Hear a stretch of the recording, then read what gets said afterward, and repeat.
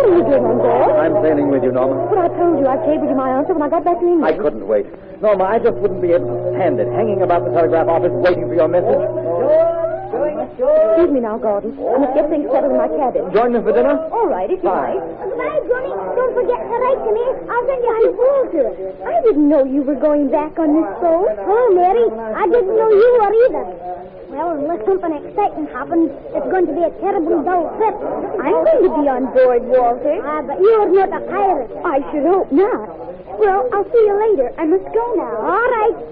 Oh, Walter. Well, if it isn't Archibald with him, what are you so cheerful about, Archibald? If you're trying to be funny, you aren't succeeding. I don't see anything funny about having to go back to school. Neither do I. There's no use looking like that. Maybe something will happen before we land. You mean maybe the ship will sink and we won't have to go back? Maybe something will happen. Maybe we'll be captured by pirates. Pirates. There ain't any such things anymore. Well, it's fun thinking about them anyway. I'll see you after a while, Archibald. All right.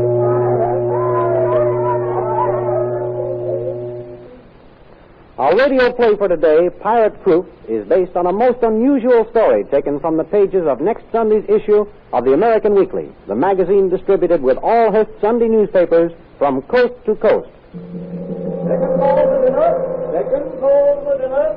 Hello, Archibald. Isn't it disgustingly calm? I like it this way. Oh, you're just a fair-weather sailor, Archibald. Yeah, I wish something exciting would happen, like a typhoon or a hurricane. Oh, boy. Hello. What's all this about a hurricane? I was just saying I wish we had one. The ocean's as smooth as glass. Or maybe it's the calm that comes before a storm. Oh, I do hope we don't have a storm. Here comes a purser. I'm going to find out. Oh, Mr. Purser, Yes? What is it? is the ocean so calm because a storm's coming? Oh, no, my boy. Don't you worry about any storm. I've just been up to the wheelhouse and had a look at the glass and... The glass? Oh, have they got a good one up there? The one in our cabin's too high for me to look into. You mean the barometer, Mary, not a mirror. Then the sea will be like a mill pond for the next 24 hours. Walter's looking for something exciting to happen. Indeed? Well, I'm afraid the weather won't oblige you, Walter. But the ship could burn up. British ships, my boy, aren't allowed to burn up. There now, Walter. I guess things just can't happen because you want them to. Well, I guess the only hope left is being captured by pirates. Pirates? Oh, Walter, you mustn't even think about such things. I'm sorry to spoil your hopes, Walter, but there hasn't been a case of piracy in these waters for over a year, and there probably won't ever be again. What did I tell you when we came on board, Walter? I said there wasn't any such thing as pirates anymore. Besides, why should they waste their time and efforts on this ship when they can wait for one of the big world cruise liners with rich men and women covered with jewels? Sometimes pirates carry off beautiful women just for love, even if they haven't any jewels. Oh, there's nobody on this boat a pirate would look at twice. A woman hater, eh? No, I'm just particular.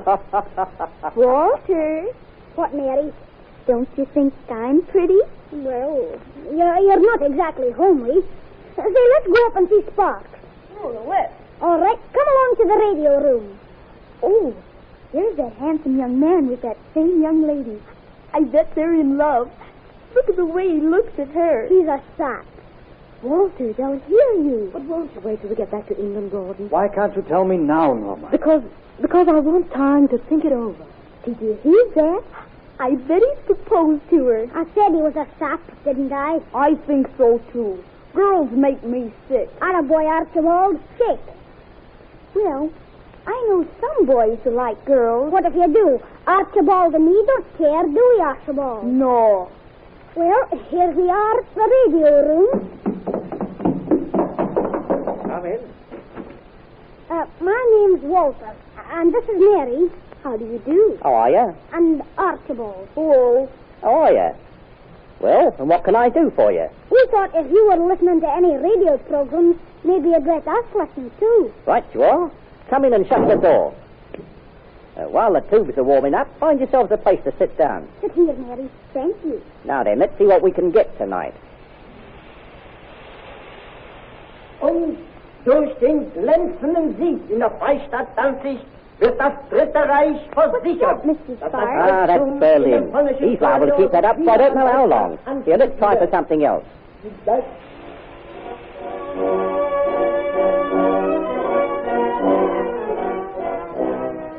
That's Madrid. Spain? Sure, Mary. Where do you suppose Madrid is if it isn't in Spain? Keep still and let's listen.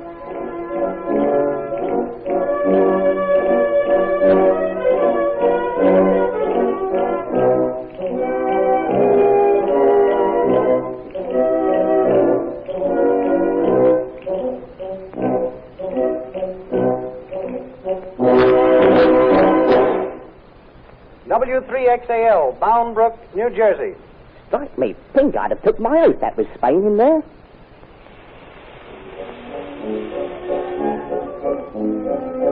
Where's that coming from, Mr. Sparks? Well, I know where it ought to be coming from, my little lady. But the way my set seems to be working, it might be our own orchestra in the dining saloon.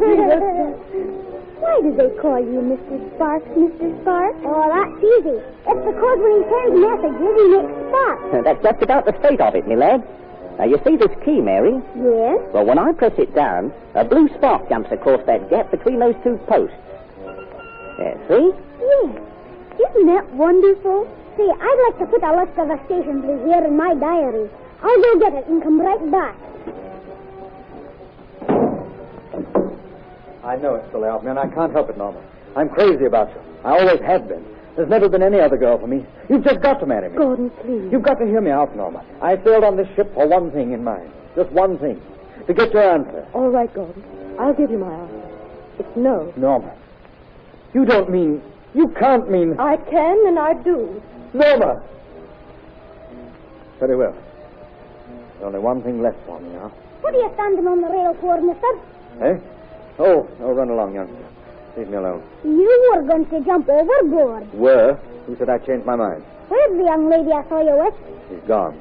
Forever. Good. I'm glad to hear it. Girls are silly things. You ought to be glad to be rid of her. Maybe you're right, youngster. Sure, I'm right. There's lots more interesting things than girls. I know. What, for instance? Pirates. Pirates. What do you know about pirates? I've read a lot about them. And my father, when he was at sea, was attacked by someone. Oh, have you ever seen any? No, but I may. Why, anything may happen. They may be hidden down below the deck, just waiting for their chance to capture the ship. You certainly have an active imagination, I'll say that. What's that? Why, there's trouble up ahead there. Men are shooting at each other. What did I tell you? It's pirates. Whatever it is, I must find Norma and protect her. I'm going to get Archibald. He said there wasn't any such thing as pirates. I'll show him. Go on, Mr. Sparks. Well, then there was the time that I was in Rio. There's pirates on board. What?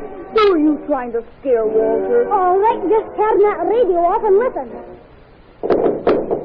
There's something queer going on down there, and that's no lie. We better get to our cabin. Now, you stay here, children. You're safer right here. Here comes the pirate chief.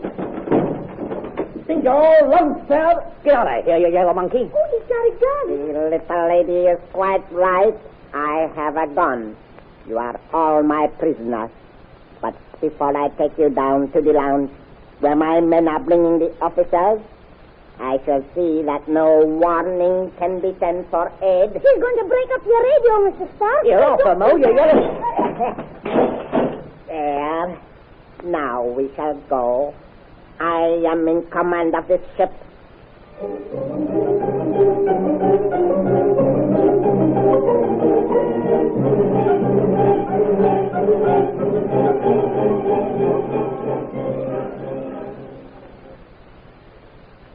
We haven't any gold on board. I've told you 1,000 times. I will give you one more chance to reveal it. I'll open the safe for you, but you won't find any gold. Open the safe. Now, are you satisfied? No gold. But my informant in Fuzhou tell me you are carrying much gold. Tell me where it is. I'm telling you we haven't any gold on board. Hey, you! Me? Yes? Take off the Honorable Professor's suit. Yeah, what are you up to? Conduct the Honorable Lady's curling errand. Soon we find out where gold is hidden. Burning souls of the tight-lipped prisoners is an old Chinese custom. And very effective. No, don't do that. For God's sake, don't do that. Oh, you mustn't do it. Gordon, don't let him. Then tell me where gold is. There is no gold. Give me the curling iron. Oh, this is horrible. Hush, dear, hush. I say, you can't... Very quiet, please. Wait. Here, read my bill of lading. It has the record of our cargo. Very sorry. I no read English. Only I speak. Then let me read it for you. No. You think I should be such fool to trust you? Well, let me. Wait. I got one of children in here. Now we shall get the truth. Does someone want me? Come here, boy. Read me what is written in this book. Every word. Why, it's a list of the cargo. Read it. Yes, sir, Mr. Pirate. 500 sacks of rice. 500 bales of tea. Is that all? That ought to prove there isn't any gold on board. What does that line say, boy? It says The boy has read the list for you. What more do you want? Boy, read that last line. 10 cans of coal oil. Coal oil? Did you hear the boy mention gold? I have been gravely misinformed. Hey, what has happened? Airplane. Yes, they're searching for us. They have been ever since we failed to report our position. Keep on. Come here, Josh. Lower the boat. Get our men off at once. Yeah, you'd better go if you want to get away alive. You are right. I shall not delay in leaving you. I have very important meeting to keep in Town. With your informant? You have guessed correct. He shall pay for this with his life. Thank heaven he's really going. The way he peeled off his sweater and threw it to one side and took an oar in the boat certainly showed that he really meant business. Well, that was a tight squeeze for a few moments, I can tell you. But if it hadn't been for this lad here... Why, where is the lad? I thought he was right here. He's in the crowd of kids fighting for the possession of the pirate's sweater, Oh, Bertha. here he comes now with a piece of it. He's gone. The pirate's gone. And it's all due to you. You have my thanks, my lad. You're as bright as a new shilling. But how you ever thought to read 10 cans of coal oil instead of 10 bins of gold ore beats me. Gold ore? Was that what you had written there? I couldn't read your writing. It looked like coal oil to me. Well, you have my thanks, son, just the same. May I thank you, too? For telling you there might be pirates on board? Partly. Oh, I see. The lady didn't leave you for good after all. Come back to me for good. Hey, Norma. You know I have, Gordon. Oh, Walter, I just heard about it. Oh, I think you're wonderful, saving all the gold the way you did. Aren't you happy? No, not very. You aren't? Why not? That Archibald Withers got a bigger piece of the pirate's sweater than I did.